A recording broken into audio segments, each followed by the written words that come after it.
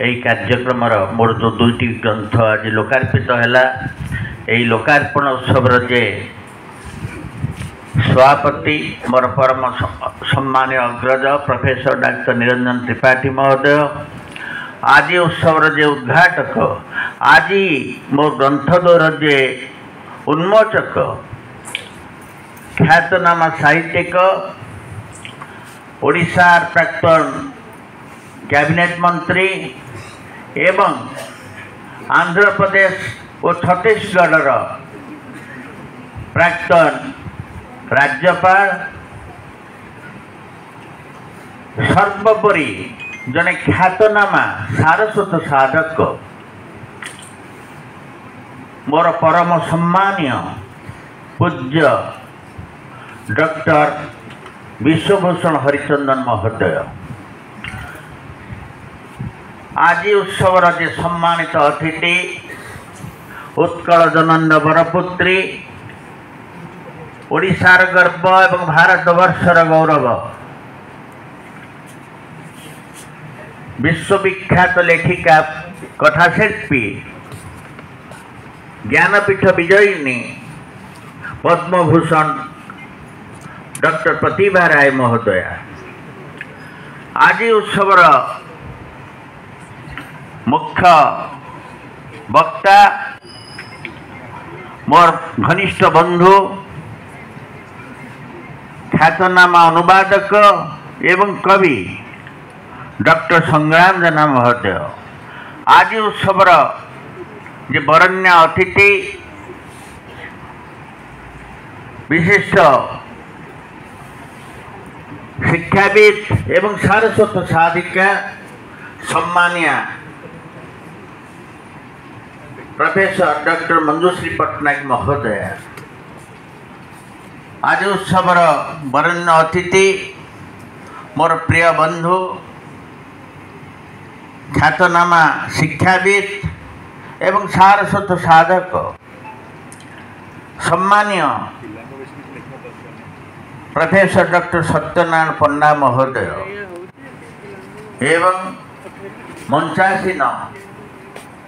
मोर सान भाई संप्रति उत्कल संस्कृत विश्वविद्यालय कुलपति श्रद्धेय प्रसन्न प्रोफेसर डॉक्टर प्रसन्न कुमार स्वाई एवं विशिष्ट संगठक नाट्यकार सजित पट्टनायक एवं मो सम्मुख उपवेशन करिथिबा मो पे गभीर श्रद्धा रखिथिबा गभीर स्नेह रखिथिबा आपण मान को जन जनक ना नवाको ना नहीं हेब नाई जो माने बसचंती समस्त विराट विराट व्यक्तित्व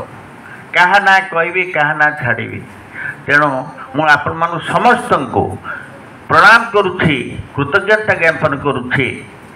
जे आपण माने मोर यही ग्रंथ उन्मोचन उत्सव रे जोग देछथि मु आशा करि नथिली आपण माने एते संख्या रे जोग देबे आज एडा बड़ भवन सारला दास सारला साहित्य संसद जो प्रेक्षालय 600 स्थान विशिष्ट ये प्रेक्षालय आज परिपूर्ण होती आपण मानकर मो प्रति गभीर श्रद्धा स्नेहर निदर्शन मु आपण मान को समस्त को स्वागत करुच्ची कृतज्ञता जनाऊँगी धन्यवाद जनाऊँगी आपणकर सदा आपण मानकर सदैव उपस्थिति पाई प्रथमे मोर सारस्वत जीवन विषय टिके उल्लेख करी मो घर निपट मफसल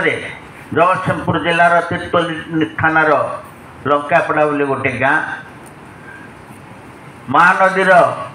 एक शाखा नदी पाइका नई कूल से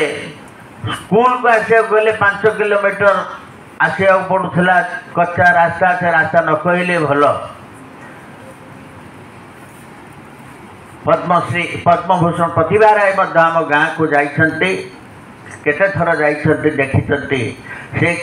थटारे बहुत कथा कहती आमर गाँर अवस्थिति से हाईस्कूल पढ़ी कॉलेज रे कटक रे पढ़ी तापर एनआईटी राउरकेला रे इंजीनियरिंग पढ़ली। ये केवल संभव होती केवल आमर मेधा ता केवल माँ सारला करुणा माँ सारला करुणार आज मुझे ठिया पारि मु एनआईटी राउरकेला इंजीनियरिंग पास कर प्रथम श्रेणी कृतित्वर उत्तीर्ण ओडिशा सरकार अधीन चाकरी आरंभ कली प्रथम असिस्टेंट इंजीनियर भाव एवं शेष को सर्वोच्च जंत्री बा इंजीनियरिंग चीफ पाइबारे ओडिशा सरकार सर्वोच्च पद आम इंजीनियरिंग चाकरी इंजीनियरिंग चीफ बा सर्वोच्च जंत्री पाइबारे अवसर ग्रहण कर केवल संभव होती माँ सारला करुणार। एटी मध्य मोर दी भाई तीन भाई ये उपस्थित अच्छा आपण माने प्रसन्न को जानिले से जन विशिष्ट साहित्यिक एवं संप्रति उत्कल संस्कृति विश्वविद्यालय कुलपति आउ जने भाई नालकोरे जने वरिष्ठ इंजीनियर भाव अवसर ग्रहण करछि डॉक्टर दिवाकर स्वयं से उपस्थित अच्छी मोर तल भाई एटी दिलीप मध्य मोर भाई उपस्थित अच्छी बहु अनुभूति को नहीं अनुभूति को नहीं आम स्तर को आसीपारिछु। मोर सारस्वत जीवन विषय कहबी स्कूल ले पढ़ला बेले साहित्य प्रति मोर गभीर अनुरक्ति संस्कृति प्रति मोर गभीर अनुराग स्कूल ले पढ़ला बेले आम जो छोटिया स्कूल हाईस्कूल से हाईस्कूल वर्णना कर हम ना खात होती तालपत्र ताल बरडा कांथ होती झाटी माटी ये स्कूल पाठ पढ़ी एवं केवल प्रथम श्रेणी कृतित्वर उत्तीर्ण जहाँ उल्लेख कली आम भल छात्र हो आज आम तीन भाई जाक स्तर को आसीपारिछु। सेतबेले मु स्कूल रे जो हाथ लेखा पत्रिका साहित्य पत्रिका में आरंभ भाग करुले मुझे संपादक थी स्कूल पढ़ला बेले पंचम श्रेणी ठार मो पूज्य पूजार व्रती होती महात्मा गांधी जवाहरलाल नेहरू सुभाष चंद्र बोस गोपबंधु सारला दास जयंती पालन करुली। परवर्ती समय मुझे राउरकेला इंजीनियरिंग पढ़ा गली आउ सूचना देवाक चाहे सारला दास जो साधना पीठ समाधि पीठ झंकटर मुनि गोसाई मठ सेठाकु छात्र अवस्था जाऊली तले बसी मसीना उपरे बसी सेठू आमर बहुत भाई मैंने आछंती मसीना बसी से भाषण शुणुली एवं सारला दास साहित्य पर महाभारत पर जो चर्चा होता ता शुणुली ता मत प्रभावित करथिला एवं मुझे तोड़े राउरकेला इंजीनियरिंग 5 आम बड़े बर्तमान 4 वर्ष इंजीनियरिंग कोर्स से तो आम बड़े 5 वर्ष थिला मुझे तो द्वितीय वर्षर छात्र एठी डॉक्टर नटवर शतपथी आज आसीपार ना से मो सहित जोड़ी होते मुझे जोड़ी थी मुझे गोटे सारला दास स्मृति रे एक अनुष्ठान गढ़ी जहाँ जो छात्र भाव में छोटिया कि गोटे अनुष्ठान गढ़ी बर्तमान ता एक द्रुमरे परिणत हो पारे से मुझे तो प्रथम बदली आसी प्रथम व्यवस्थापित हेले ओडिशा सरकार सहकारी जंत्री एसडीओ भाव में संबलपुर तापर जो कटक बदली आसिले 1981 मसीह मो सारला साहित्य सारला दास स्मृति रे एक कटक महा झंकट बेटा किसी हो ना मु राउरकेला आरंभ करी अनुष्ठान मु कटक सहर में सारला दास स्मृति रे